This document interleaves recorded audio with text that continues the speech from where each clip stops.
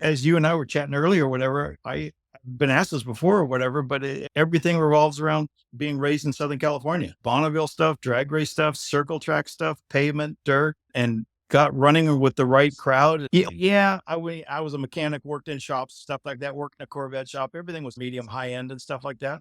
And I never made two of anything in my life. A lot of people think that it's high tech and all that stuff. And if you can walk and chew gum, I can show you how to do it. No, Something's going to kill me. Hopefully it's something cool. If you want to impress your friends, you whip those things out. I'm all for the safety. Pretty much most of the guests I bring on have something safety related. I come from an EMT firefighter background. I've got banged up. Many guys have been banged up, and I don't want to see anyone else get hurt unnecessarily. We had a customer that had one of our seats, went to the Snowball Derby. This is more than a few years ago, a really good customer. And he calls me one day and he goes, you around? And I go, yeah. And he goes, can you come by the shop? And I go, yeah. And I was there like 15 minutes later or whatever. And it's just a regular work day. And I walk in the shop and everybody stops working and kind of looks at me. And I'm like, huh. And they're tearing apart a car.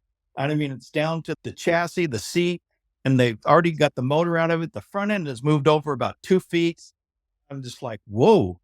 Unfortunately, it sometimes takes a tragedy like that to improve the safety. So he does his burnout, does an exhibition pass. He's by himself, half track, frame breaks. The car lays over on its side. He's sliding down at whatever, 300 and something miles an hour, whatever like that. He's laying on his side like this on the car, and his arm is dragging on the ground as the thing's sliding or whatever. And then his arm catches and spins him around and breaks his back. He is in a wheelchair because of arm restraints. His dad was on suicide watch. It was very bad. Super good family, super good people. So Corey's driving Bondio's car at Sacramento on the mile, the midget. Gets together with somebody, and I think they counted 12 of these. Guess what happened with his arm restraints? When his arms were flying out of the car, the arm restraints went like this and slid down the suit. I had heard the story of Daryl Gwynn, and he got hurt and got paralyzed. I did not know it was because his arm basically twisted his arm back restraints around. And we do a lot of work with Simpson. We're friends or whatever. Never asked him a question, but I knew the whole world knew that they went and saw the car or whatever. I was in his office and I'm like, you see the car? He goes, yeah. I go, can you sleep at night? He goes, no problem. Last thing I'll say before we change the subject is the horror on Ken Schrader's face when he looked in that car. I'm sure that lives with him forever. I've been in shipboard fires, and get a shipboard fire is probably one of the worst things I've ever done because the ship is an oven. I'll follow him off the edge of the earth. Whatever you want, Andy, we'll do it. Just aim yourself at that mountain and you won't hit anything. And don't forget to pull the chutes. When you hear a car go by you at 460 miles an hour, it's a life-changing experience. It's a bucket list item. It was really cool how they did that. So why am I just over here in my pickup truck? I have a 24-foot enclosed trailer. Man, I could move some stuff.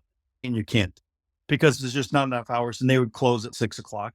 And by the time you sat in line, got loaded, went up there and tried to get back, and nobody's coming to a shower because the roads are closed. They can't get there. Had that girl bawling on the ground. I'm like, yes, this is cool. And so that's how all the trips have gone, all the way up to just delivering water to Swannanoa. I have not seen one FEMA person. I have not seen one Red Cross person, and I've not seen one government person in 5 months. And all I can do is speak about what I've seen. Things closed down, things you can't go to. People won't take stuff. Supplies drying up, and it's still going on. There's people up there living in trailers, living in tents.